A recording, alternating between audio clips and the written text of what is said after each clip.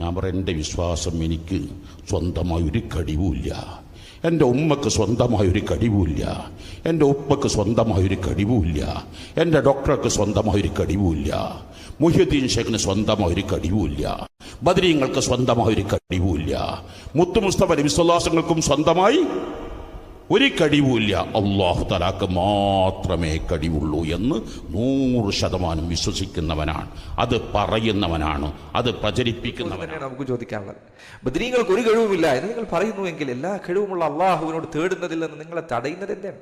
എന്തുകൊണ്ട് നിങ്ങൾക്ക് അള്ളാഹുവിനോട് ചോദിച്ചുകൂടാ? എന്തുകൊണ്ട് നിങ്ങൾക്ക് അള്ളാഹുവിനോട് സഹായം തേടിക്കൂടാ? അള്ളാഹുവിനോട് സഹായം തേടരുത് എന്ന്, ചോദിക്കരുത് എന്ന് ഖുർആനിൽ എവിടെയുമില്ല. ചോദിക്കണമെന്നുണ്ട് താൻ എത്രയോ സ്ഥലങ്ങളിൽ. വഖാല റബ്ബുക്കും ഉദ്ഊനി അസ്തജിബ് ലക്കും, നിങ്ങളുടെ റബ്ബ് പറഞ്ഞിരിക്കുന്നു, നിങ്ങൾ എന്നോട് ദുആ ചെയ്യൂ, എന്നോട് പ്രാർത്ഥിക്കൂ, അസ്തജിബ് ലക്കും, ഞാൻ നിങ്ങൾക്ക് ഉത്തരം നൽകാം. അള്ളാഹു പറഞ്ഞ വാക്കാൻ. വഖാല റബ്ബുക്കും, നിങ്ങളുടെ റബ്ബ് പറഞ്ഞിരിക്കുന്നു എന്നാണ്. നമ്മുടെ എല്ലാവരുടെയും റബ്ബാരാണ്, ബദരീങ്ങളുടെയും എന്റെയും നിങ്ങളുടെയും റബ്ബാരാണ്, അള്ളാഹുവാണ്. ആ റബ്ബ് നിങ്ങളോട് പറഞ്ഞിരിക്കുന്നു, ഉദ്ഊനി, നിങ്ങൾ എന്നോട് ദുആ ചെയ്യുക, അസ്തജിബ് ലക്കും, ഞാൻ നിങ്ങൾക്ക് ഉത്തരം നൽകാം. നബി സല്ലല്ലാഹു അലൈഹി വസല്ലം ഇബ്നു അബ്ബാസിന് പഠിപ്പിച്ചു കൊടുക്കാൻ, യാ ഗുലാം, മോനെ, ഇദാ സഅൽത ഫസ്അലില്ലാഹ്, നീ ചോദിക്കുകയാണെങ്കിൽ അള്ളാഹുവോട് ചോദിക്കുക. വഇദാ ഇസ്തഅൻത ഫസ്തഇൻ ബില്ലാഹ്, നീ സഹായം തേടുകയാണെങ്കിൽ അള്ളാഹുവിനോട് സഹായം തേടുക. അള്ളാഹുവിന്റെ ദീനിൽ പഠിപ്പിക്കപ്പെട്ടത് ഇതാണ്. എന്തുകൊണ്ട് നിങ്ങൾക്ക് അള്ളാഹുവിനോട് മാത്രം ചോദിച്ചു? ചോദ്യം ഐദീദിനോട് തിരിച്ചും ചോദിക്കാമല്ലോ. എല്ലാ സഹായവും അള്ളാഹുവിങ്കിൽ നിന്ന് മാത്രമാണ് എന്ന വിഷയത്തിൽ താങ്കൾക്ക് സംശയമില്ലെങ്കിൽ, താങ്കളുടെ വിശ്വാസ കാര്യത്തിൽ താങ്കൾക്ക് യാതൊരു സന്ദേഹവുമില്ലെങ്കിൽ, നിങ്ങൾ ഇവിടെ എല്ലാ കാര്യങ്ങളും അള്ളാഹുവിനോട് മാത്രമാണോ ചോദിക്കുന്നത്? ആ കാരണങ്ങൾ രണ്ട് രൂപത്തിലുണ്ട്, ഭൗതികമായതുമുണ്ട് അഭൗതികമായതുമുണ്ട്. അതിലെ അഭൗതികമായ രൂപം മാത്രം ശിർക്കും, ഭൗതികമായ രൂപം മാത്രം തൗഹീദും, ഇങ്ങനെ ഒരു വേർതിരിവ് ഖുർആനിനോ തിരു ഹദീസിനോ പരിചയമില്ല. ഷിർക്ക് കൊണ്ട് തട്ടിക്കളിക്കുന്ന രൂപമാണ് നമ്മൾ കാണുന്നത്.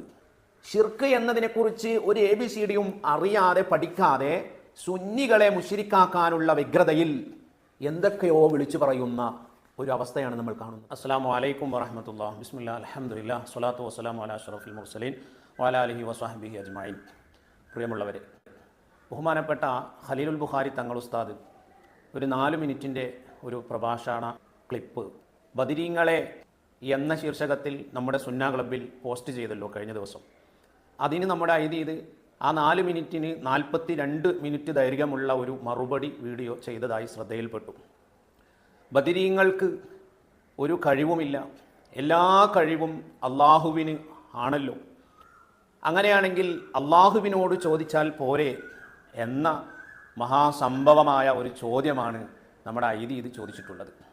ലാ ഇലാഹ ഇല്ലല്ലാഹ് മുഹമ്മദുർ റസൂലുള്ളാഹ് എന്ന് അടിയുറച്ച് വിശ്വസിക്കുകയും നാവുകൊണ്ട് ലക്ഷക്കണക്കിന് തവണ അത് പ്രഖ്യാപിക്കുകയും ചെയ്യുന്ന ഖലീൽ തങ്ങൾ ഉസ്താദിനെ പോലെയുള്ള ലക്ഷക്കണക്കിന് അഹ്ലുസുന്നത്തി വൽ ജമാഅത്തിൻ്റെ ആലിമീങ്ങളും പ്രവർത്തകരും, അങ്ങനെയുള്ള ലോകത്തെ ഭൂരിപക്ഷ മുസ്ലിമീങ്ങളെ, ലാ ഇലാഹ ഇല്ലല്ലാഹ് മുഹമ്മദ് റസൂലുള്ളാഹ് വിശ്വസിക്കുന്ന മുഅ്മിനീങ്ങളെ മുശ്രിക്കീങ്ങളായി ചിത്രീകരിക്കുക, അള്ളാഹുവോ പരിശുദ്ധ പ്രവാചകനോ എവിടെയും പഠിപ്പിക്കാത്ത വിചിത്രമായ പുതിയ ശിർക്ക് ആരോപണം ആണല്ലോ മുജാഹിദ് പ്രസ്ഥാനം, സലഫി പ്രസ്ഥാനം.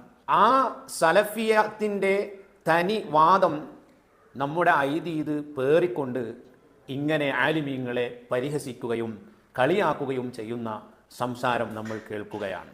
ഞാൻ ഐദീദിനോട് പറയുന്നു, നിങ്ങൾ സംഭവമായി അവതരിപ്പിക്കുന്ന ഇത്തരത്തിലുള്ള പല വോയിസുകളും അതിൻ്റെ എല്ലാം ഉള്ളിൽ അടങ്ങിയിട്ടുള്ള വിവരക്കേടുകൾ, അതിൻ്റെയൊക്കെ കാരണം അഹ്ലുസുന്നത്തി വൽ ജമാഅത്തിൻ്റെ അടിസ്ഥാനപരമായ വിശ്വാസത്തിലെ വിഷയങ്ങൾ മനസ്സിലാക്കുന്നിടത്ത് താങ്കൾക്ക് വന്നിട്ടുള്ള പിഴവുകളാണ്. ദയവ് ചെയ്ത് അത് മനസ്സിലാക്കാനും പഠിക്കാനും താങ്കൾ ശ്രമിക്കുക. മുസ്ലിമീങ്ങളെ മുശ്രിക്കാക്കുന്നതിൻ്റെ മുമ്പ്, ബഹുമാനപ്പെട്ട ഖലീൽ തങ്ങളെ പോലെയുള്ള വലിയ പണ്ഡിതന്മാരെ വിമർശിക്കുന്നതിൻ്റെ മുമ്പ് പഠിക്കുക, വിഷയങ്ങൾ മനസ്സിലാക്കുക, അതിന് താങ്കൾ തയ്യാറാവുക. അള്ളാഹു തൗഫീഖ് നൽകുമാറാകട്ടെ.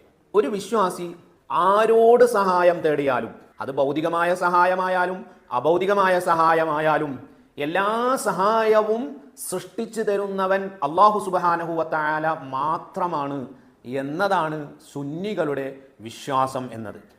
ഇവിടെ ഇത് പ്രത്യേകം എടുത്തു പറഞ്ഞ ഒരു കാര്യമാണ്. എല്ലാ കഴിവും അള്ളാഹുവിന് മാത്രമാണെങ്കിൽ എന്നാൽ പിന്നെ അള്ളാഹുവിനോട് മാത്രം ചോദിച്ചാൽ പോരെ എന്ന്.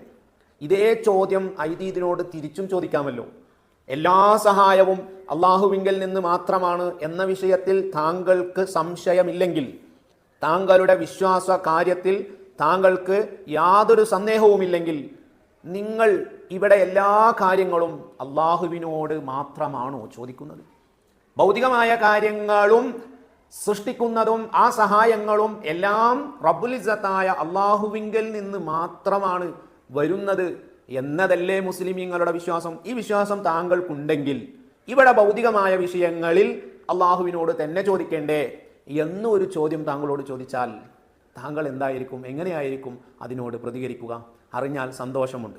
പിന്നെ ഇത് ഓതിയ ആയത്തുകളും ഹദീസുകളും ഫൈദാ സഅൽത ഫസ്അലില്ലാഹ് ഉദ്ഉനി അസ്തജിബ് ലക്കും, എന്ത് ചോദിക്കുകയാണെങ്കിലും അള്ളാഹുവിനോട് ചോദിക്കണം. എന്നോട് ചോദിക്കൂ, ഞാൻ നിങ്ങൾക്ക് ഉത്തരം നൽകാം. അതുപോലെ തന്നെ ഖുർആനിൽ അള്ളാഹുവിനോട് ചോദിക്കാനും ആവശ്യപ്പെടാനും പറഞ്ഞ വിഷയങ്ങൾ അത് ഭൗതികമെന്നോ അഭൗതികമെന്നോ വ്യത്യാസം ഉണ്ടോ? എല്ലാം അതിൽ പെട്ടില്ലേ? വഇയ്യാക നസ്തഈൻ, അള്ളാഹുവിനോട് മാത്രമാണ് ഞങ്ങൾ സഹായം തേടുന്നത്. അതിനെ സർവ്വ മുഫസ്സിറുകളും പറഞ്ഞു ഫിൽ ഉമൂരി കുല്ലിഹ, എല്ലാ കാര്യങ്ങളിലും ഭൗതികമായാലും അഭൗതികമായാലും കാര്യകാരണങ്ങൾക്ക് അപ്പുറമോ ഇപ്പുറമോ ഇങ്ങനെ ഒരു വേർതിരിവുമില്ലാതെ എല്ലാ സഹായവും അള്ളാഹു തആലയാണ് സൃഷ്ടിച്ചു തരുന്നത്. ഇത് വിശ്വസിക്കുന്നവരാണ് മുഅ്മിനീങ്ങൾ. അല്ല ഭൗതികമായ വിഷയങ്ങളിൽ അള്ളാഹു അല്ലാത്തവരോട്, അഭൗതികമായ വിഷയങ്ങൾ അള്ളാഹുവിനോട് മാത്രം, ഇങ്ങനെ ഒരു വേർതിരിവ് ഏതെങ്കിലും മുഫസ്സിറുകൾ വിശദീകരിച്ചിട്ടുണ്ടോ? ഇത്തരം ആയത്തുകൾ താങ്കൾ ഓതിയ ആയത്തിനോ ഹദീസുകൾക്കോ? സഹായം ലഭിക്കുന്ന കാരണങ്ങൾ ഭൗതികമായതും അഭൗതികമായതും ഉണ്ട്. പരിശുദ്ധ ഖുർആനിൽ നിന്ന് തന്നെ വ്യക്തമല്ലേ? പരിശുദ്ധ ഖുർആനിൽ ബഹുമാനപ്പെട്ട മൂസാ നബി അലൈഹിസ്സലാമിനോട് തന്റെ ജനത മഴയെ തേടി, ഇത് ഇസ്തസ്ഖാഹു ഖൗമുഹു, മഴയെ തേടിയപ്പോൾ അള്ളാഹു മഴയെ കൊടുത്തു. മൂസാ നബിയോടാണ് മഴയെ തേടുന്നത്. മൂസാ നബി അലൈഹിസ്സലാമിന്റെ മുഅ്ജിസത്ത് മുഖേന മഴയെ തേടുന്ന അനുയായികൾ പരിശുദ്ധ ഖുർആൻ പരിചയപ്പെടുത്തുന്നില്ലേ? ഇത് അഭൗതികമല്ലേ? ഭൗതികമായ രൂപത്തിൽ ഒരു കോപ്പ വെള്ളം ചോദിച്ചു വന്നതല്ലല്ലോ. അതുപോലെ തന്നെ ആസിഫ് ഇബ്നു വർഖിയ എന്ന് പറയുന്ന മഹാവലിയിന്റെ കറാമത്ത്, ആ കറാമത്ത് മുഖേന ബഹുമാനപ്പെട്ട സുലൈമാൻ നബി അലൈഹി സ്വലാമിന് ഒരു സഹായം ലഭിക്കുന്നില്ലേ, സഹായം ചോദിക്കുന്നില്ലേ? ഇതും അഭൗതികമായ രൂപത്തിലുള്ള സഹായമല്ലേ? ഇത് പരിശുദ്ധ ഖുർആൻ തന്നെ വ്യക്തമാക്കിയതല്ലേ? നബി സല്ലല്ലാഹു അലൈഹി വസല്ലമ തങ്ങളോട് തന്നെ സ്വഹാബത്ത് മഴയെ തേടിയിട്ടില്ലേ? അഭൗതികമായ രൂപത്തിൽ കടം വീട്ടാൻ ആവശ്യപ്പെടുകയും അങ്ങനെ വീട്ടിക്കൊടുത്തിട്ടില്ലേ? ഇങ്ങനെ നബി തങ്ങളുടെ മുഅ്ജിസത്ത് മുഖേനയുള്ള ധാരാളം സഹായങ്ങൾ തേടിയിട്ടില്ലേ? എത്രത്തോളം സ്വഹാബത്ത് അസ്അലുക മുറാഫഖതക ഫിൽ ജന്ന, സ്വഹീഹ് മുസ്ലിം ഉദ്ധരിക്കുന്ന ഹദീസല്ലേ? സ്വർഗത്തിൽ മുത്തുനബിയോട് കൂടെ ഒരു സീറ്റ് വേണമെന്ന് ആവശ്യപ്പെട്ടിട്ടില്ലേ? ആ ആവശ്യപ്പെടൽ, സ്വർഗത്തിലെ ഉന്നത സ്ഥാനം വേണമെന്ന ആ ആവശ്യപ്പെടൽ, അത് നിങ്ങളുടെ ഭാഷ്യത്തിൽ ശിർക്കാകേണ്ടതല്ലേ? കാരണം അഭൗതികമായ ഒരു കാര്യം എങ്ങനെയാണ് ചോദിക്കുക? ആകയാൽ അല്ലാഹു സുബ്ഹാനഹു വ തആല ഈ ലോകത്ത് എല്ലാ കാര്യങ്ങൾക്കും കാരണങ്ങൾ, നിമിത്തങ്ങൾ വെച്ചിട്ടുണ്ട്. അള്ളാഹു നേരിട്ട് വന്നുകൊണ്ട് സഹായിക്കുക എന്ന ഒരു പതിവ് ഇവിടെ ഇല്ല. ആ കാരണങ്ങൾ രണ്ട് രൂപത്തിലുണ്ട്, ഭൗതികമായതുമുണ്ട് അഭൗതികമായതുമുണ്ട്. അതിലെ അഭൗതികമായ രൂപം മാത്രം ശിർക്കും, ഭൗതികമായ രൂപം മാത്രം തൗഹീദും. ഇങ്ങനെ ഒരു വേർതിരിവ് ഖുർആനിനോ തിരു ഹദീസിനോ പരിചയമില്ല. പിന്നെ ഒരു കാര്യം, നമ്മൾ അള്ളാഹു നിശ്ചയിച്ചിട്ടുള്ള കാരണങ്ങളുമായി ബന്ധപ്പെടുമ്പോൾ ആ കാരണങ്ങൾ അള്ളാഹുവിലേക്കടുത്തതും അള്ളാഹുവിന് ഏറ്റവും ഇഷ്ടപ്പെട്ടതുമായ കാരണങ്ങളാകുമ്പോൾ വിശ്വാസികൾക്ക് അതിലായിരിക്കും കൂടുതൽ തൃപ്തി ഉണ്ടാവുക. ഉദാഹരണത്തിന്, വിശ്വാസമില്ലാത്ത ആളുകളോട് അവർ മുഖേന ഒരു കാര്യം നേടുക, വിശ്വാസമില്ലാത്ത ഡോക്ടർ അതുപോലെയുള്ള ആളുകളിൽ നിന്ന് ഒരു സഹായം കിട്ടുന്നതിനേക്കാൾ ഏറെ സന്തോഷവും അഭിമാനവും ഒരു വിശ്വാസിക്ക് ഉണ്ടാവുക അത് അള്ളാഹു ഇഷ്ടപ്പെടുന്ന അവന്റെ മഹാന്മാർ മുഖേന ലഭിക്കുമ്പോൾ ആകും. രണ്ടും നൽകുന്നത് അള്ളാഹു തന്നെയാണ്. ഭൗതികമായ രൂപത്തിൽ ഡോക്ടറെ വിളിക്കുമ്പോൾ ഡോക്ടർ സഹായിക്കുന്ന സഹായം നൽകുന്നത് എവിടുന്ന് തന്നെയാണ്? അള്ളാഹു സൃഷ്ടിച്ച് നൽകുന്നത് തന്നെയാണ്. ഡോക്ടർക്ക് അതിനുള്ള കഴിവുണ്ടെന്ന് വിശ്വസിച്ചാൽ അത് ശിർക്കല്ലേ? അതേപോലെ തന്നെയാണ് ബദരീങ്ങളെ എന്ന് ബദരീങ്ങളെ തവസ്സുലാക്കിയിട്ട് വിളിച്ചാലും, ബദരീങ്ങളോട് ഇസ്തിഗാസ സഹായത്തേട്ടം നടത്തിയാലും അതും പടച്ചു തരുന്നവൻ അള്ളാഹു തന്നെയാണ്. അപ്പൊ ഡോക്ടറോട് ചോദിക്കുമ്പോൾ ഉള്ള മാനസികമായ വിശ്വാസം എന്താണോ അതേ വിശ്വാസം തന്നെയാണ് ബദരീങ്ങളെ എന്ന് പറഞ്ഞു വിളിക്കുമ്പോൾ. പിന്നെ ഒരു വ്യത്യാസമുണ്ട്, ബദരീങ്ങൾ എന്ന് പറയുമ്പോൾ അള്ളാഹു കൂടുതൽ ഇഷ്ടപ്പെടുന്ന ബദരീങ്ങൾ എന്ന് പറയുമ്പോൾ ഒന്നാമത്തെ മെമ്പർ നബി സല്ലല്ലാഹു അലൈഹി വസല്ലമ തങ്ങളാണ്. അള്ളാഹു ഏറ്റവും ഇഷ്ടപ്പെടുന്ന പ്രവാചകനും അതുപോലെ അള്ളാഹു ഈ ലോകത്ത് ഏറ്റവും സ്ഥാനങ്ങൾ നൽകിയിട്ടുള്ള ഹബീബായ നബി തങ്ങളുടെ സ്വഹാബത്തുമാണ്. അവരെ വിളിച്ച് അവർ മുഖേന അവർ നിമിത്തമായി സഹായം ലഭിക്കുക എന്നതിൽ വിശ്വാസികൾക്ക് അഭിമാനമേ ഉള്ളൂ. ഇതാണ് അവിടെ മനസ്സിലാക്കേണ്ട ഒരു പ്രധാനപ്പെട്ട കാര്യം. പിന്നെ നമ്മൾ ചോദിച്ചാലും ബദരീങ്ങൾ ചോദിച്ചാലും ഒരുപോലെയാണ്. അങ്ങനെയാണെങ്കിൽ അള്ളാഹുവിനോട് നമുക്കങ്ങ് ചോദിച്ചാൽ പോരെ എന്ന രൂപത്തിലാണ് ഐദീദിന്റെ സംശയങ്ങൾ. അങ്ങനെയല്ല ഐദീദ്. നമ്മൾ ചോദിച്ചാലും ബദരീങ്ങൾ ചോദിച്ചാലും ഒരുപോലെയല്ല. എന്തുകൊണ്ട്?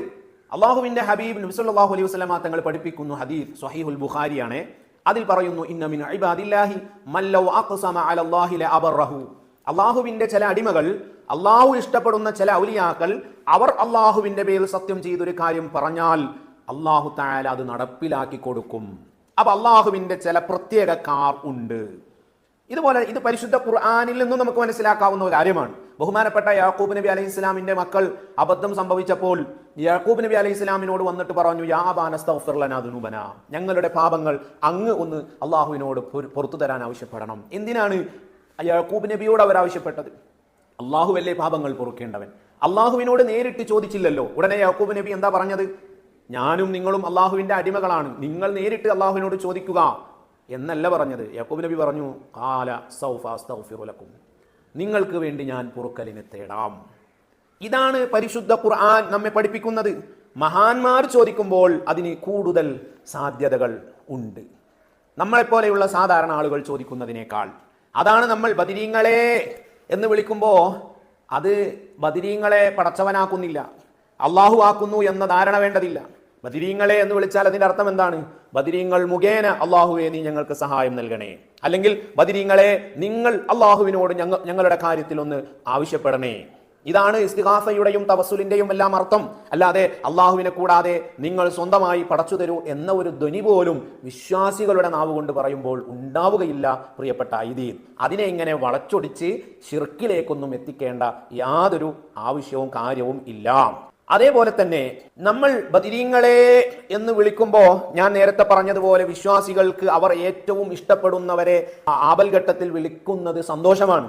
ഇതും സ്വഹാബത്തിന്റെ ചര്യയാണ്. ഇമാം ബുഖാരി റഹിമഹുല്ല ഉദ്ധരിക്കുന്നത് കാണാം. ബഹുമാനപ്പെട്ട അബ്ദുറഹ്മാൻ ഇബ്നു സഅദിൽ നിന്ന് ബഹുമാനപ്പെട്ട ഇബ്നു ഉമർ റളിയല്ലാഹു അൻഹുവിന്റെ കാലിൽ മുള്ളു തറച്ചു. അപ്പോൾ അദ്ദേഹത്തോട് ആരോ വിളിച്ചു പറഞ്ഞു, ഉദ്കുറ ഹബ്ബന്നാസ്, നിങ്ങൾക്കൊരു പ്രയാസം വന്നു, നിങ്ങൾ ഏറ്റവും ഇഷ്ടപ്പെട്ട ആളെ വിളിക്കൂ. അവിടുന്ന് വിളിച്ചു, യാ മുഹമ്മദ്. നബി സല്ലല്ലാഹു അലൈഹി വസല്ലമ തങ്ങളെ പേര് അവിടുന്ന് വിളിക്കുകയാണ്. എന്തുകൊണ്ട്? ബദരീങ്ങളെ എന്ന വിളി അതിന്റെ അതേ ശൈലി തന്നെ, ഓ മുഹമ്മദ് നബിയെ. എന്തിനാണ് ഇങ്ങനെ വിളിക്കുന്നത്? ഇതൊരു പ്രയാസം വരുമ്പോൾ നമ്മൾ ഏറ്റവും ഇഷ്ടപ്പെടുന്നവരെ നമ്മുടെ നാവ് കൊണ്ട് നമ്മൾ വിളിക്കും. അപ്പോഴേക്കും അത് ശിർക്കാണ് എന്ന് പറയേണ്ടതില്ല. ഇതാണല്ലോ ഖലീൽ ബുഖാരി തങ്ങൾ വിവരിച്ചത്. നമുക്കൊരു അപകടം വരുമ്പോൾ നമ്മൾ എൻ്റെ ഉമ്മ എന്ന് പറഞ്ഞു വിളിക്കും. ആ എൻ്റെ ഉമ്മ എന്ന് പറഞ്ഞു വിളിക്കുമ്പോഴേക്കും അതിൽ ശിർക്ക് തെരഞ്ഞു പോകുന്നത് ഒരിക്കലും തന്നെ ന്യായീകരിക്കാവുന്നതല്ല. പിന്നെ ഇത് പറയുന്നത് മക്കാമുശ്രിക്കുകളുമായിട്ടുള്ള താരതമ്യമാണ്. മക്കാമുശ്രിക്കുകളുമായുള്ള വിഷയം നമ്മൾ രണ്ടുപേരും മുമ്പ് പല രൂപത്തിൽ സംവദിച്ചിട്ടുണ്ട്. അതിൻ്റെ 6 മറുപടികൾ ഞാനിവിടെ പറഞ്ഞു വെച്ചിട്ടുണ്ട്. അതിന് ഒന്നിനു പോലും താങ്കൾ മറുപടി പറഞ്ഞിട്ടില്ല. അതുകൊണ്ട് താങ്കൾ ഇതിലും മക്കാമുശ്രിക്കുകളുടെ വിഷയങ്ങൾ പറഞ്ഞതിനൊക്കെയുള്ള മറുപടി ഞാൻ മുമ്പ് പറഞ്ഞു വെച്ച ആ വീഡിയോകൾ. മൂന്നാമത്തെ കാര്യം, ഡോക്ടറോട് ഒരാൾ എൻ്റെ രോഗം മാറ്റിത്തരണേ എന്ന് ചോദിക്കുന്നത് ഡോക്ടറുടെ മുന്നിൽ പോയിട്ടാണ്, അല്ലെങ്കിൽ ഫോണിലൂടെ ഡോക്ടർ കേൾക്കുന്ന രൂപത്തിലാണ്. ഡോക്ടർ മുന്നിൽ ചെന്ന്, ഡോക്ടറെ എനിക്ക് അസുഖം മാറ്റിത്തരണേ എന്നാണ് പറയുന്നത്. ഏതെങ്കിലും ഒരാൾ അവനവൻ്റെ വീട്ടിൽ നിന്ന്, എൻ്റെ ഡോക്ടറെ എൻ്റെ അസുഖം മാറ്റണേ എന്ന് ഡോക്ടർ കോഴിക്കോടും രോഗി തിരുവനന്തപുരത്തുള്ള സമയത്ത് പറയാറുണ്ടോ? അല്ല, ഫോണെടുത്തോ മറ്റോ പറഞ്ഞാലല്ലാതെ. അപ്പോൾ ഡോക്ടർ ദൂരത്താണെങ്കിൽ, കേൾക്കാവുന്ന പരിധിയിലല്ലെങ്കിൽ ഒരു മനുഷ്യനും ഡോക്ടറോട് സഹായം ചോദിക്കാറില്ല. ആകയാൽ ഡോക്ടർ കേൾക്കുന്ന പരിധിയുടെ അപ്പുറത്തായ നിലയ്ക്ക് ഡോക്ടറോട് സഹായം തേടിയാൽ അത് ശിർക്കാണ് എന്നതാണ് ഇതിൻ്റെ ധ്വനി. അദ്ദേഹം പറഞ്ഞു വരുന്നതിൻ്റെ വിശദീകരണം, പറഞ്ഞു വരുന്ന വിഷയം, നമ്മൾ മഹാന്മാരെ വിളിക്കുമ്പോൾ അവർ ദൂരെയാണ്. അപ്പോൾ നമ്മളുടെ വിളി കേൾക്കുന്ന പരിധിയുടെ അപ്പുറത്താകുമ്പോൾ ആണ് ഷിർക്ക് വരുന്നത്. സുബ്ഹാനല്ലാഹ്, ഷിർക്കിൻ്റെ മാനദണ്ഡം ഒരാൾ കേൾക്കുന്നതിൻ്റെ പരിധിയുടെ അപ്പുറവും ഇപ്പുറവും ആക്കി തീർത്തിരിക്കുന്നു ഇവർ. എന്തൊരു അപകടമാണ്! ഇവിടെയുള്ള അഹ്ലുസുന്നത്തി വൽ ജമാഅത്തിന്റെ ആളുകളെ മുശ്രിക്കാക്കാൻ വേണ്ടി നിങ്ങൾ വ്യഗ്രത കൊള്ളുമ്പോൾ നിങ്ങൾ എന്തൊരു മാത്രം അപകടത്തിൻ്റെ പടുകുഴിയിലാണ് ചെന്ന് ചാടുന്നത്. ഞാൻ ചോദിക്കട്ടെ, ഈ പരിധിക്ക് ഉള്ളിലുള്ള ഡോക്ടർ നേരെ മുൻപിലുള്ള ഡോക്ടറോട് ഈ ഡോക്ടർ സ്വയം പര്യാപ്തനാണ്, ഈ ഡോക്ടർക്ക് സ്വന്തമായി സഹായിക്കാനുള്ള കഴിവുണ്ട് എന്ന വിശ്വാസത്താൽ ഒരാൾ സഹായം ചോദിച്ചാൽ അത് ഷിർക്കാകില്ലേ ഐദീദ് മൗലവി? താങ്കളുടെ വാദപ്രകാരം ഷിർക്കിന്റെ മാനദണ്ഡം കേൾക്കുന്നതിന്റെ പരിധിക്കപ്പുറമാവുക ഇപ്പുറമാവുക എന്നതാണ്. എന്താണ് നിങ്ങൾ സമൂഹത്തെ പഠിപ്പിച്ചുകൊണ്ടിരിക്കുന്നത്? ഇന്നാലില്ല, ഷിർക്ക് കൊണ്ട് തട്ടിക്കളിക്കുന്ന രൂപമാണ് നമ്മൾ കാണുന്നത്. ഇതേ വിശ്വാസത്തിലൂടെ അഥവാ ഷിർക്കിനെ ഇങ്ങനെ തോന്നിയതുപോലെ തട്ടിക്കളിക്കുന്ന ചില മൗലവിമാരുടെ ഉദാഹരണങ്ങൾ നമുക്ക് കാണാം. അതിൽ ഒരു മൗലവി പറയുന്നു, ഡോക്ടറുടെ അടുത്തേക്ക് 2ാമത്തെ തവണ പോയാൽ അത് ഷിർക്കാകുമെന്ന്. നമുക്ക് കേൾക്കാം. ബഹുമാനമുള്ള സുഹൃത്തുക്കളെ, നമ്മൾ ഡോക്ടർ അടുത്ത് പോവും, ഡോക്ടർ മരുന്ന് തരും, സൂക്കേട് 3 ദിവസം കൊണ്ട് മാറും. പിറ്റേത്ത മാസം സൂക്കേട് വന്ന അപ്പൊ തന്നെ അതേ ഡോക്ടറത്തേക്ക് പോവും. അതിനൊക്കെ വലിയ ഷിർക്ക് പോലെ എന്താ ഉള്ളത്? നിന്റെ വിശ്വാസം എന്താണ്? മറ്റൊരു മൗലവി പറയുന്നു, ഗർഭം ധരിച്ച് ഡോക്ടറെ കാണാൻ പോയാൽ ഷിർക്ക്. അതേ മൗലവി എന്നെ തുടർന്ന് പറയുന്നുണ്ട്, വാക്സിൻ എടുക്കുന്നതും ഷിർക്ക്. നമ്മൾ ഷിർക്കിനെതിരല്ലേ? അള്ളാഹു അല്ലാത്ത ഒരുത്തന് കീഴ്പ്പെടുകയോ അവൻ പറയുന്നത് അവനും കൂടി കൂടിയെങ്കിലേ അള്ളാന്റെ പണി മുഴുവനാകുമെന്നോ വിചാരിക്കുന്ന ഷിർക്കല്ലേ? എങ്കിൽ എന്റെ വിചാരം, എന്റെ കുഞ്ഞിനെ പൂർണ്ണതയോടുകൂടി സൃഷ്ടിച്ച് എല്ലാ വാക്സിനേഷനും കൊടുത്ത് പുറത്തേക്ക് കൊണ്ടുവരാൻ അള്ളാഹു മാത്രം മതി, പോരാ. അള്ളാന്റെ കൂടെ ഡോക്ടർമാരും ഗൈനക്കും കൂടെ കൂടണമെന്നാണ് വിചാരമെങ്കിൽ അത് ഷിർക്കാണ്, കൊടിയ ഷിർക്കാണ് എന്ന് വിശ്വസിക്കുന്ന ആളാണ് ഞാൻ. നിങ്ങൾ എങ്ങനെ വിശ്വസിക്കണമെന്ന് എനിക്ക് നിർബന്ധമില്ല. ഞാൻ അങ്ങനെ വിശ്വസിക്കുന്നത് കൊണ്ട് ഞാൻ എന്റെ ഭാര്യയോ എന്റെ മക്കളോ എനിക്ക് സ്വാതന്ത്ര്യമുള്ളയിടത്തുള്ള പെൺകുട്ടികളോ ഗർഭം ധരിച്ചാൽ ഒരു ഡോക്ടറെയും കാണാൻ സമ്മതിക്കില്ല. കാരണം ഞാൻ അവരോട് പറയും അത് ഷിർക്കാണ്. ഒരു വാക്സിനേഷനും കൊടുക്കാൻ പാടില്ല. അത് കൊടുക്കുന്നതോടുകൂടി അള്ളാഹ്ക്ക് വിവരമില്ലാതെ ഇല്ലാത്തത് കൊണ്ട് വേറൊരുത്തന്റെ സാധനം കൊടുക്കുകയാണല്ലോ, അപ്പോഴും അത് ഷിർക്കാണ് എന്ന് വിശ്വസിക്കുന്ന ആളാണ് ഞാൻ. നിങ്ങൾ എങ്ങനെ വിശ്വസിക്കണമെന്ന് ഇന്ന് രാത്രി പോയി കിടക്കുന്നതിന്റെ മുമ്പ് ആലോചിച്ചാൽ മതി. എന്നാൽ നമ്മുടെ ഇതേ ഐദീദ് മൗലവി തന്നെ ഹിപ്നോട്ടിസം ഷിർക്കാണ് എന്ന് പറയുന്നത് കേൾക്കും. മോഷണം നടന്നു, അപ്പോൾ ആരാണ് മോഷ്ടാവ് എന്ന് അറിയാൻ വേണ്ടി എന്ത് ചെയ്തു? ഹിപ്നോട്ടിസം ചെയ്തു. തനിച്ച് ഷിർക്കാണത്, തനിച്ച ഖുറാഫാത്താണത്. ഇസ്ലാമിൽ പുറത്തു പോകുന്ന കാര്യമാണത്. ഷെയ്ത്താനാണ് അതിൽ പ്രവർത്തിച്ചുകൊണ്ടിരിക്കുന്നത്. ഈ പറയുന്ന ഇവരുടെ ഇതിന്റെ മനഃശാസ്ത്രപരമായ വിജ്ഞാനങ്ങൾ അത് പഠിക്കുന്ന ആളുകൾക്കിടയിൽ തന്നെ ഇതിന്റെ കാരണം എന്താണ്? ആകയാൽ ഷിർക്ക് എന്നതിനെ കൊണ്ട് ഇങ്ങനെ തട്ടിക്കളിക്കുകയാണ്.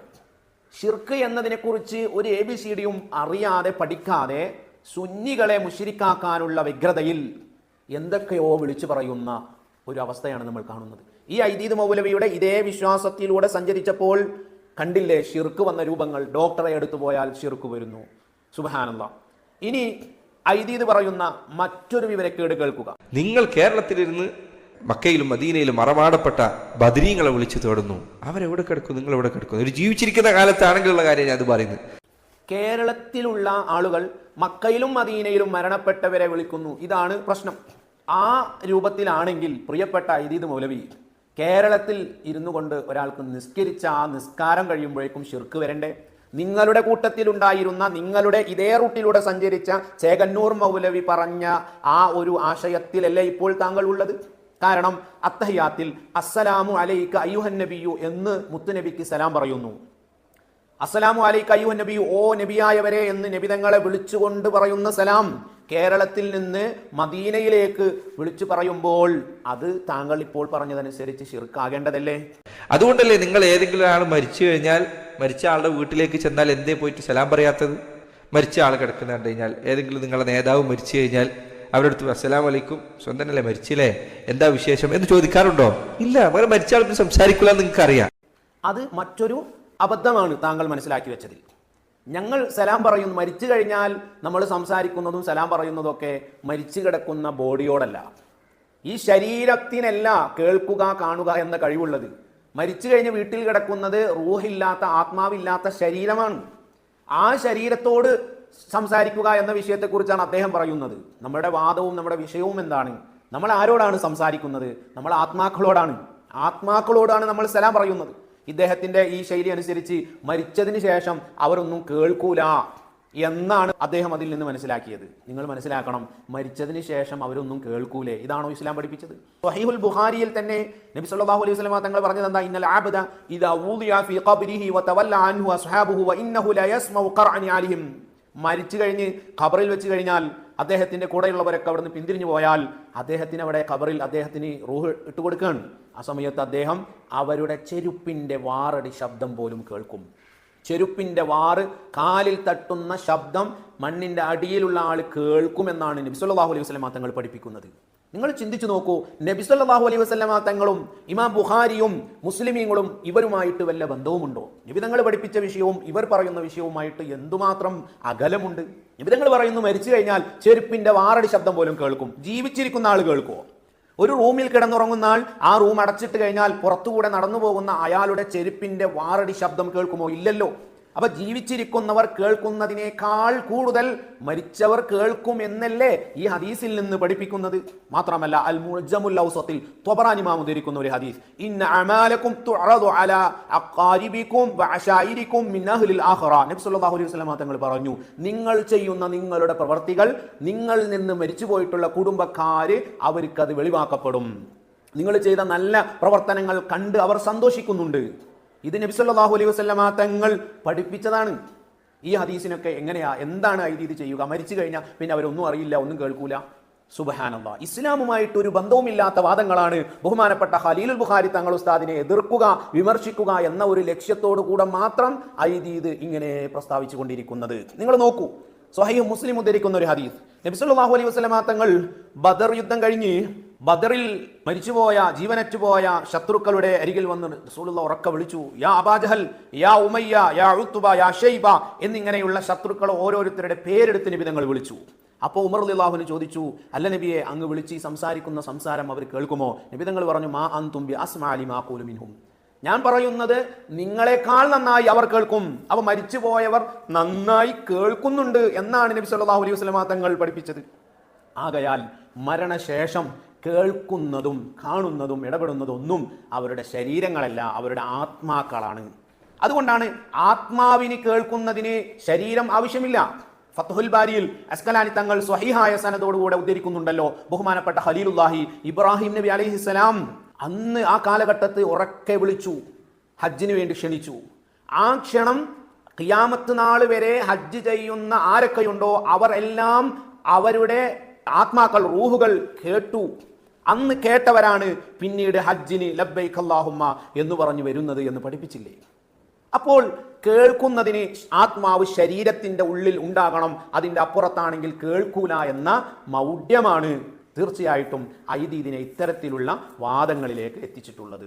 നിങ്ങളുടെ അഖീദ പ്രകാരം അശാരി അഖീദയിൽ വിശ്വാസം സ്ഥിരപ്പെട്ടെങ്കിൽ ഖബറാഹാദ് പോലും പറ്റില്ല എന്നാണ്, മുതവാത്തിറായ തെളിവ് വേണമെന്നാണ്. ഇത് നിങ്ങളുടെ വിശ്വാസമാണല്ലോ. മഹാന്മാരോടുള്ള സഹായ തേട്ടം അത് വിശ്വാസപരമായ കാര്യമാണ്. അതുകൊണ്ട് മുതവാത്തിറായ തെളിവുകൾ ഉണ്ടെങ്കിൽ അത് സ്വീകരിക്കുകയുള്ളൂ എന്നതാണ് ഇത് പറഞ്ഞു വരുന്നത്. വാസ്തവത്തിൽ മഹാന്മാരോട് സഹായം തേടുക എന്ന വിഷയത്തെ അതിനെ ഷിർക്ക് തൗഹീദ് എന്ന ഒരു വിശ്വാസപരമായ അഖീദയുടെ വിഷയത്തിലേക്ക് കയറ്റിക്കൂട്ടിയത് ഇവിടെയുള്ള സലഫികളാണ്. വാസ്തവത്തിൽ അത് ഷിർക്കിന്റെ ആ ഒരു കാറ്റഗറിയിലേക്ക്, വിശ്വാസപരമായ കാര്യങ്ങളിലേക്ക് വരുന്ന കാര്യമല്ല. അതൊരു കർമ്മം മാത്രമാണ്. നമ്മൾ സാധാരണ ഒരുപാട് കർമ്മങ്ങളില്ലേ, നമ്മൾ ദുഹാ നിസ്കരിക്കുന്നു, അല്ലെങ്കിൽ നമ്മൾ അനുവദനീയമായി തന്നെ ചെയ്യുന്നു, വെള്ളം കുടിക്കുന്നു, ചായ കുടിക്കുന്നു, ഇങ്ങനെ തുടങ്ങിയിട്ട് ഒരുപാട് അനുവദനീയമായ കാര്യങ്ങളുണ്ട്. ഇതുപോലത്തെ ഒരു കർമ്മമാണ് മഹാന്മാരോട് സഹായം തേടുക എന്നത്. പോട്ടെ, ഡോക്ടറോട് സഹായം തേടുന്നുണ്ടല്ലോ. ഇത് ഡോക്ടറോട് സഹായം തേടുമ്പോൾ നമ്മളുടെ നേരത്തെ ചുഴലി മൗലവി ഉണ്ടല്ലോ, ഡോക്ടറോട് രണ്ടാമത് സഹായം തേടിയാൽ ശിർക്കാണെന്ന് പറയുന്നില്ലേ? അപ്പോൾ അതനുസരിച്ച് ഇത് രണ്ടാമതൊരു ഡോക്ടറുടെ അരികിലേക്ക് പോകുമ്പോൾ ചുഴലിയുടെ വാദമനുസരിച്ച് ഇത് മുശ്രിക്കാണ്. അപ്പോൾ ഇതിനോട് ചുഴലി ചോദിക്കുകയാണ്, ഡോക്ടറുടെ അരികിലേക്ക് പോകുന്നതിന് മുതവാത്തിറായ തെളിവ് കൊണ്ടുവരണം എന്ന് ചോദിച്ചാൽ ഇത് എന്തു മറുപടി കൊടുക്കും? ഡോക്ടറുടെ അടുത്ത് പോകുക എന്നുള്ളത് വിശ്വാസപരമായ കാര്യത്തിൽ പെട്ടതാണെന്ന് താങ്കളുടെ വാദം മാത്രമാണ് എന്ന് മുജാഹിദ് പ്രസ്ഥാനത്തിന്റെ മറ്റൊരു നേതാവായ ചുഴലിയോട് താങ്കൾ സമ്മതിക്കുമല്ലോ. ഇതേ മറുപടി തന്നെയാണ് നമുക്ക് താങ്കളോടും പറയാനുള്ളത്.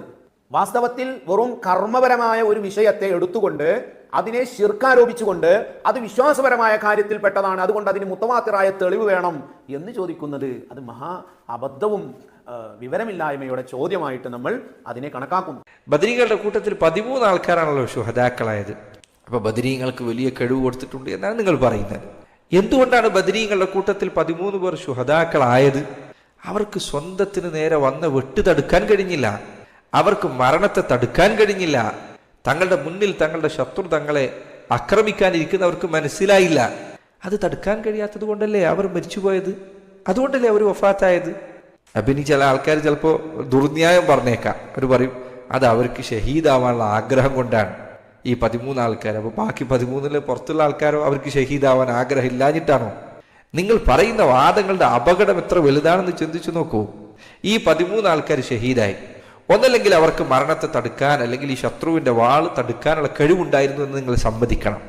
അങ്ങനെ കഴിവുണ്ടായിട്ടും അവർ തടുക്കാതിരുന്നതാണെങ്കിൽ അവർ ആത്മഹത്യ ചെയ്തതുപോലെയാണ്. കാരണം യുദ്ധത്തിനിടയിൽ ഒരാൾക്ക് വെട്ട് തടുക്കാൻ കഴിവുണ്ടായിട്ടും അയാൾ തടുക്കാതെ അയാൾ ശത്രുവിന്റെ മുന്നിലേക്ക് എന്നെ കുത്തിക്കോന്ന് പറഞ്ഞിട്ട് ചെന്നാൽ അത് ആത്മഹത്യയാണ്. അപ്പൊ ഈ 13 ആളുകൾക്ക് സ്വന്തത്തിന് നേരെ വന്ന വെട്ട് തടുക്കാനുള്ള കഴിവുണ്ടായിരുന്നോ? ഉണ്ടായിരുന്നെങ്കിൽ പിന്നെ അവരെങ്ങനെ ഷഹീദായി? അവർ ചെയ്തത് ആത്മഹത്യയാണെന്ന് പറയേണ്ടി വരും. കഴിവില്ലാതെ പറഞ്ഞാലോ? അപ്പൊ നിങ്ങൾ ഈ പറഞ്ഞ ബദരീങ്ങൾക്ക് കുറെ കഴിവ് കൊടുത്തിട്ടുണ്ടെന്ന് പറഞ്ഞതോ? ഏതെങ്കിലും ഒന്നല്ലേ ശരിയാവാൻ പറ്റുള്ളൂ, എല്ലാം കൂടി എങ്ങനെ ശരിയാവും? മറ്റൊരു കാര്യം, 13 പേർ ശുഹദാക്കളായി. ആ 13 ബദരീങ്ങളെ ഇങ്ങോട്ട് വെട്ടിയതും അവർ വഫാത്തായതും ഇതൊക്കെ തടുക്കാൻ അവർക്ക് കഴിവില്ലല്ലോ. മറ്റൊന്ന്, ഇനി അവർക്ക് കഴിവുണ്ടെങ്കിൽ കഴിവുണ്ടായിട്ടും അവർ അതിനെ തടുത്തു മാറ്റാതിരുന്നില്ലേ, അത് ആത്മഹത്യയുടെ തുല്യമാണ് എന്ന ഒരു രസകരമായ ഒരു വാദമാണ് ഐദീദ് ഇവിടെ പറഞ്ഞിട്ടുള്ളത്.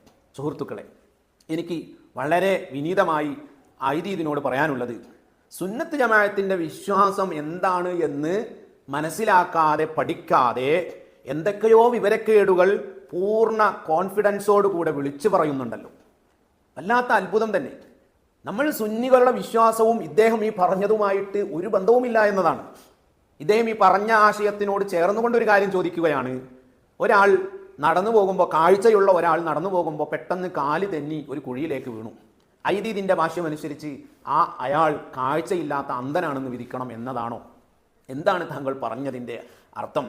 പ്രിയ സുഹൃത്തെ, മരണമോ അല്ലെങ്കിൽ വാളുകൊണ്ടുള്ള വെട്ടോ കുത്തോ മുറിവ് ആക്കലോ ഇങ്ങനെ തുടങ്ങിയിട്ട് എന്തെല്ലാം കാര്യങ്ങൾ ഈ ദുനിയാവിലുണ്ടോ എല്ലാ കാര്യങ്ങളും അള്ളാഹുവിൻ്റെ വിധി അനുസരിച്ചേ ഇവിടെ നടക്കുകയുള്ളൂ. അള്ളാഹു തീരുമാനിക്കുന്നതനുസരിച്ചേ ഇവിടെ നടക്കുകയുള്ളൂ. ഒരു ചെറുവിരൽ എനക്കാൻ പോലും ബദരീങ്ങൾക്ക് അള്ളാഹുവിൻ്റെ സമ്മതമില്ലാതെ അള്ളാഹുവിൻ്റെ ഉദ്ദേശമില്ലാതെ കഴിയൂല എന്ന് ഉറച്ചു വിശ്വസിക്കുന്നവരാണ് ഞങ്ങൾ സുന്നികൾ. അങ്ങനെയുള്ള ഞങ്ങളുടെ സുന്നികളോട് ചോദിച്ചിട്ടുള്ള ചോദ്യമാണിത്. ഞങ്ങൾ പറയുന്നു, ബദരീങ്ങൾക്കെന്നല്ല, നബി സല്ലല്ലാഹു അലൈഹി വസല്ലമ തങ്ങളടങ്ങുന്ന അമ്പിയാക്കൾക്കും എല്ലാവർക്കും അവർ എന്ത് കാര്യം ഇവിടെ ചെയ്യണമെങ്കിലും അള്ളാഹു സുബ്ഹാനഹു വ തആല അവർക്ക് അതിനുള്ള സമ്മതം കൊടുക്കണം, അള്ളാഹു അവർക്ക് അതിനുള്ള കഴിവ് കൊടുക്കണം. അല്ലാതെ ഒരാൾക്കും ഒന്നും ഇവിടെ ചെയ്യാൻ കഴിയില്ല. ഇത് നിങ്ങൾ ഈ അഭൗതികമായ രൂപത്തിൽ മാത്രം ഒതുക്കി എന്നതാണ്. വാസ്തവത്തിൽ അഭൗതികമായ വിഷയത്തിൽ മാത്രമല്ല, തിരിച്ചും ബദരീങ്ങൾ ശത്രുക്കളുടെ തലവെട്ടിയില്ലേ? ശത്രുക്കളുടെ തലവെട്ടുമ്പോൾ അവർ ആ വാളെടുത്ത് പൊക്കിയതും വെട്ടിയതും മുറിവായതും ഇതൊക്കെ ആരുടെ കഴിവാണ്? ഇതൊക്കെ നിങ്ങൾ വിചാരിച്ചു ബദരീങ്ങളുടെ കഴിവാണെന്നാണോ? ഇതൊക്കെ അള്ളാഹുവിന്റെ കഴിവ് തന്നെയാണ്. ബദരീങ്ങൾ അവിടെ നിമിത്തം കാരണമായി എന്നത് മാത്രമാണ്. വാസ്തവത്തിൽ ഇത്തരത്തിലുള്ള ചില അടിസ്ഥാനപരമായ വിവരങ്ങളിൽ നിന്ന് തെന്നിമാറിപ്പോകുന്നതാണ് നിങ്ങളെപ്പോലെയുള്ളവരെ ഇത്തരത്തിലുള്ള വിവരമില്ലായ്മകൾ വിളിച്ചു പറയാൻ പ്രേരിപ്പിക്കുന്നത്. വിശുദ്ധ ഖുർആനിൽ ഈ ബദർ യുദ്ധത്തെക്കുറിച്ച് അള്ളാഹു പറഞ്ഞു, ഫലം തഖ്തുലൂഹും വലാകിന്നല്ലാഹ ഖതലഹും. നിങ്ങൾ അവരെ കൊന്നിട്ടില്ല, അള്ളാഹുവാണ് അവരെ കൊന്നത്. ആരാണ് യുദ്ധം ചെയ്തത്? ആരാണ് ശത്രുക്കളെ വാളുകൊണ്ട് വെട്ടിയത്? നിങ്ങളാണ്. പക്ഷേ അള്ളാഹ് പറയുന്നു, നിങ്ങളല്ല ചെയ്തത്. ആരാണ് ചെയ്തത്? അള്ളാഹുവാണ് ചെയ്തത്. തുടർന്ന് പറയുന്നു, വമാ റമൈത ഇദ് റമൈത വലാകിന്നല്ലാഹ റമ. നിങ്ങളല്ല എറിഞ്ഞതും കുത്തിയതും വെട്ടിയതൊന്നും നിങ്ങളല്ല, അള്ളാഹുവാണ്. എറിഞ്ഞതും വെട്ടിയതും കുത്തിയതും ഒക്കെ ആര് തന്നെയാണ്? ബദരീങ്ങൾ തന്നെയാണ്, സഹാബത്ത് തന്നെയാണ്. പക്ഷേ അതിനെയൊക്കെ അള്ളാഹു ആണ് എന്ന് പറഞ്ഞതിന്റെ അർത്ഥം എന്താണ്? അള്ളാഹുവാണ് അതൊക്കെ സൃഷ്ടിച്ചത്. ഇവരതിന്റെ കാരണക്കാരാണ്, നിമിത്തങ്ങളാണ്. ഈ ഒരു ആശയം പഠിച്ചു കഴിഞ്ഞാൽ അഹ്ലു സുന്നത്തി വൽ ജമാഅത്തിലേക്ക് എളുപ്പം അടുത്തുകൂടെ പ്രിയപ്പെട്ട ഐദീദ്? ഇതുപോലെയുള്ള നിരവധി സൂക്തങ്ങൾ പരിശുദ്ധ ഖുർആനിലുണ്ട്. അല്ലാഹു യതവഫൽ അൻഫുസ ഹീന മൗതിഹാ. ശരീരങ്ങളെയൊക്കെ മരിപ്പിക്കുന്നത് അള്ളാഹുവാണ്. സൂമർ സൂറത്തിൽ 42-ാമത്തെ സൂക്തം. എന്നാൽ സജദയിൽ 11-ാമത്തെ സൂക്തത്തിൽ അള്ളാഹ് പറഞ്ഞു, ഖുൽ യതവഫാകും മലക്കുൽ മൗതി അല്ലദീ വുക്കില ബിക്കും. നിങ്ങളെ ഏൽപ്പിക്കപ്പെട്ട മലക്കുൽ മൗത്താണ് നിങ്ങളെ വധിക്കുന്നത്, നിങ്ങളെ മരിപ്പിക്കുന്നത്. ഇതെതിരാണോ? ഒരു സ്ഥലത്ത് അള്ളാഹുവാണ് മരിപ്പിക്കുന്നത് എന്ന് പറയുന്നു, മറ്റൊരു സ്ഥലത്ത് മലക്കുൽ മൗത്താണ് മരിപ്പിക്കുന്നത് എന്ന് പറയുന്നു. എതിരല്ല. ഒന്ന് അള്ളാഹുവാണ് പടക്കുന്നത്, സൃഷ്ടിക്കുന്നത്. മലക്കുൽ മൗത്ത് കാരണമാണ്.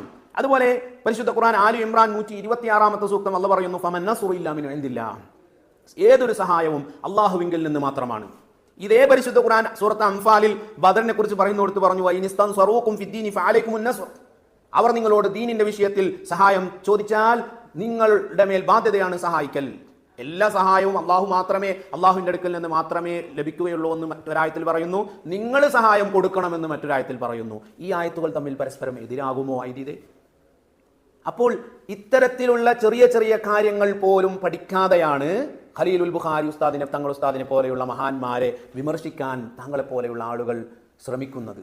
അതുപോലെ ഇതുപോലെയുള്ള നിരവധി ആയത്തുകൾ നമുക്ക് ഓതാൻ സാധിക്കും.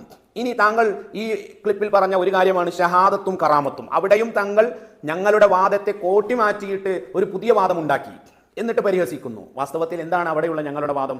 മഹാന്മാർക്ക് കറാമത്ത് കിട്ടും. ബദരീങ്ങൾ അവരുടെ പിന്നിൽ നിന്ന് വരുന്ന വെട്ടിനെ അള്ളാഹുവിന് കാണിച്ചു കൊടുക്കാം, അതവർക്ക് കറാമത്തായിട്ട് അള്ളാഹുവിന് കൊടുക്കാം. അപ്പോൾ അവർക്ക് പിന്നിൽ നിന്ന് വരുന്ന വെട്ടിനെ കാണാം, അതിനെ തടുക്കാനൊക്കെ സാധിക്കും.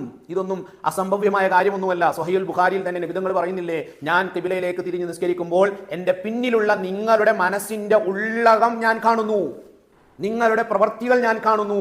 നബി സല്ലല്ലാഹു അലൈഹി വസല്ലം തങ്ങൾ പറഞ്ഞതല്ലേ. അപ്പോൾ അദൃശ്യം കാണുക എന്നത് അള്ളാഹുവിന്റെ ഹബീബ് നബി സല്ലല്ലാഹു അലൈഹി വസല്ലം തങ്ങൾ തന്നെ പഠിപ്പിച്ച കാര്യമല്ലേ. അത് മഹാന്മാർക്കും ഉണ്ടാകാമല്ലോ.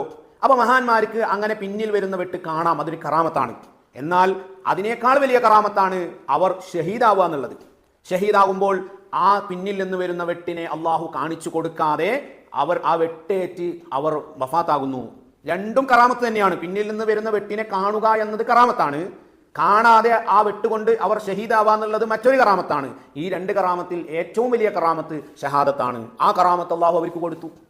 ഇത് അള്ളാഹു കൊടുക്കുന്നതല്ലേ? അള്ളാഹുവിനെയാണോ താങ്കൾ ചോദ്യം ചെയ്യുന്നത്? അവരെന്തുകൊണ്ട് ഷഹാദത്ത് കൊടുക്കാതെ, ഷഹാദത്തല്ലാതെ മറ്റേ കറാമത്ത് എന്തുകൊണ്ട് കൊടുത്തില്ല? അള്ളാഹുവിനെ ചോദ്യം ചെയ്യുന്ന രൂപത്തിലായി പോകുന്നു താങ്കളുടെ സംസാരം. പറഞ്ഞു വന്നത് ഖലീലുൽ ബുഖാരി തങ്ങൾ ഉസ്താദിനെ 42 മിനിറ്റിൽ ഐദീദ് എതിർത്തതിൻ്റെ ഭാഗങ്ങളാണ് നമ്മൾ ഈ ഭാഗങ്ങളിലായിട്ട് അദ്ദേഹത്തിൻ്റെ ക്ലിപ്പുകൾ ഇട്ടുകൊണ്ട് മറുപടി പറഞ്ഞിട്ടുള്ളത്. ഐദീദ് വിഷയങ്ങൾ ശരിക്കും പഠിച്ച് മനസ്സിലാക്കാൻ അള്ളാഹു തൗഫീഖ് നൽകുമാറാകട്ടെ. വആഖിറു ദഅ്വാനാ അൽഹംദുലില്ലാഹി റബ്ബിൽ ആലമീൻ. അസ്സലാമു അലൈക്കും വറഹ്മത്തുള്ളാഹി.